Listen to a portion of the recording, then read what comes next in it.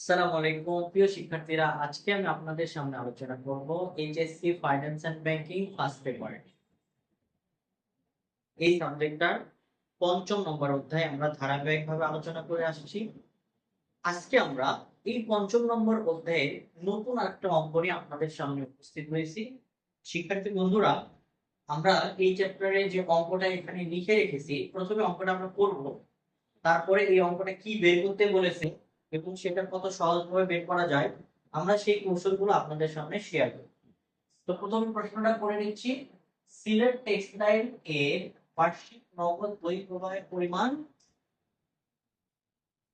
15 লক্ষ। সিকিউরিটিজ বিক্রয় করে নগদ অর্থ রূপান্তর ব্যয় 50 টাকা। সিকিউরিটি থেকে আয়ের হার হচ্ছে 15%। করণীয় আমাকে যা করতে হবে, প্রাপ্য নগদের পরিমাণ, গড় নগদের পরিমাণ, সিকিউরিটি আয়ের হার 10% হলে কাম্য নগদের পরিমাণ। অর্থাৎ ক নাম্বার এবং গ নাম্বার দুটাতে আমাদের কাম্য নগদের পরিমাণ বের করতে হবে। আমরা যখন ক নাম্বারটা বের করব তখন আয়ের হার 15% বের করব, আর গ নাম্বার যখন করব তখন এই কাম্য নগদের পরিমাণ বের করার জন্য আয়ের হার ধরব 10%। এইটা তাহলে এখন কথা হচ্ছে যে কাম্য নগদের পরিমাণের সূত্রটা কি। শিক্ষার্থী বন্ধুরা, আমরা প্রথমে কাম্য নগদের পরিমাণের সূত্রটা লিখব। আমরা ক নাম্বার থেকে শুরু করছি। কাম্য নগদের পরিমাণ, তাহলে কাম্য নগদের পরিমাণের সূত্রটা কি হবে? বড় করে আমরা রূপ দিব 2 গুণন b গুণন t ভাগ, চাইলে এটাকে এভাবে লেখা যায় 2bt এভাবে লেখা যায়। এখানে আমরা প্রথমে 2 গুণন b এর মান কত, b মানে বোঝানো হচ্ছে রূপান্তর ব্যয়, তাহলে রূপান্তর ব্যয় আমাদের কত আছে 50 গুণন t মানে হচ্ছে বাৎসরিক তাদের কত টাকার প্রয়োজন, t মানে সময় বোঝানো হচ্ছে, তাহলে বাৎসরিক নগদ বহিঃপ্রবাহের পরিমাণ হচ্ছে তাদের 15 লক্ষ।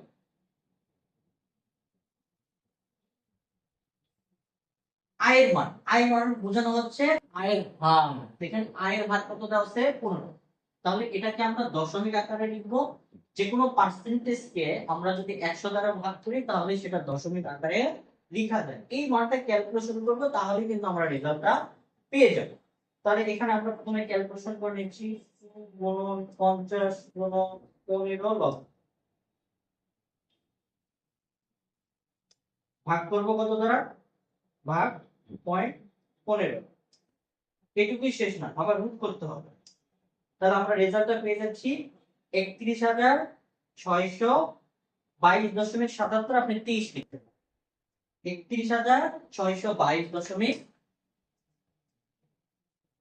31,622 লিখতে পারেন অথবা 30 লিখতে পারেন।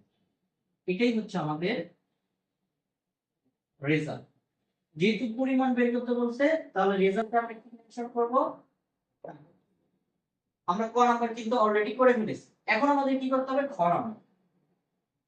খ নাম্বার আমাদের কি বের করতে বলছে, গড় নগদের পরিমাণ। আমরা লিখব গড়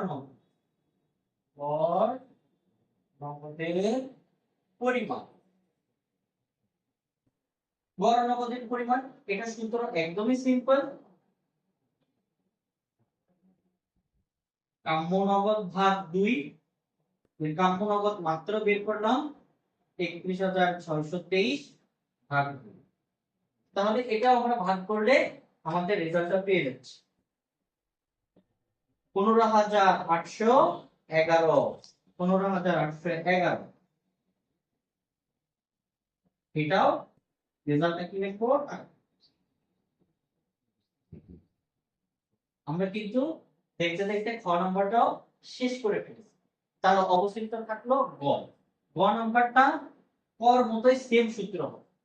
এটাতেও যেরকম কাম্য নগদের পরিমাণ বের করতে বলেছে, এটাতেও কাম্য নগদের পরিমাণ বের করতে বলেছে। পার্থক্যটা কি হবে, এখানে আয়ের হার 15% দেওয়া আছে, আর গতে শুধুমাত্র স্পেসিফিক 10% দেওয়া আছে।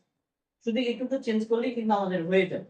তো আমরা গ নাম্বার যখন করব তখন এখানে আয়ের হারটা যদি আমি উল্লেখ করি তাহলে একটু ভালো হবে, না করলেও সমস্যা নেই।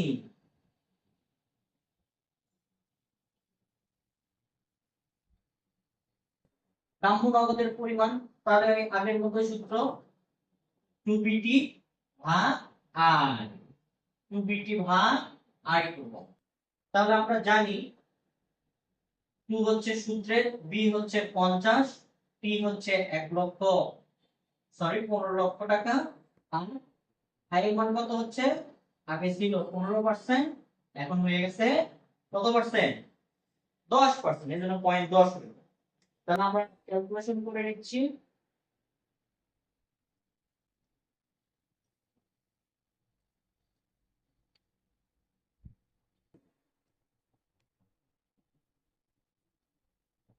আটত্রিশ হাজার 729.83 এসেছে, চাইলে আপনার 30, তাহলে 38,729 অথবা 30, 38,000 38,729 অথবা 30, 30 ই লিখি।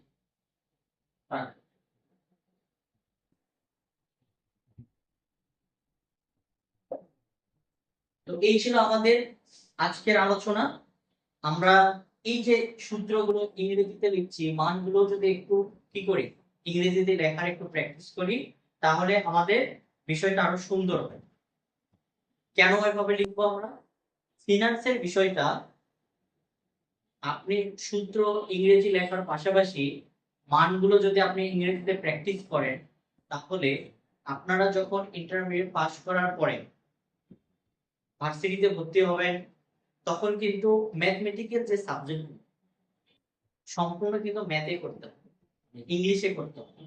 তো ওই ইংলিশটা যদি এখন থেকে একটু ধীরে ধীরে চর্চা করেন, তাহলে আপনাদের জন্য ভার্সিটিতে বিষয়টা সহজ হয়ে যাবে। এই অঙ্কগুলো সব ভার্সিটিতেও দেওয়া আছে। এই জন্য যারা যেখানেই ভর্তি হন না কেন, public university, private university, national university, 7 college, যে যেখানেই ভর্তি হন না কেন, ইভেন যারা ও লেভেল এ লেভেলে পড়ছেন, তাদেরকে কিন্তু সম্পূর্ণ পড়াটা ইংলিশেই পড়তে হচ্ছে। তো সব ক্লাসের স্টুডেন্ট মোটামুটি পড়াই, তো যার কারণে আপনাদের এই বিষয়গুলো উদ্বুদ্ধ করার জন্য ইংলিশে লেখার প্র্যাকটিস, এটাতে উদ্বুদ্ধ করার জন্য বিষয়টা শেয়ার করব। তো আজকের এই ভিডিওটা আপনাদের কেমন লেগেছে, অবশ্যই লাইক কমেন্ট শেয়ারের মাধ্যমে আপনার মূল্যবান মতামত আমাদেরকে অবশ্যই জানাবেন। পরবর্তী ভিডিও দেখার আমন্ত্রণ জানিয়ে আজকের ক্লাসটা এখানেই শেষ করছি। সবাই ভালো থাকবেন, সুস্থ থাকবেন, আল্লাহ হাফেজ।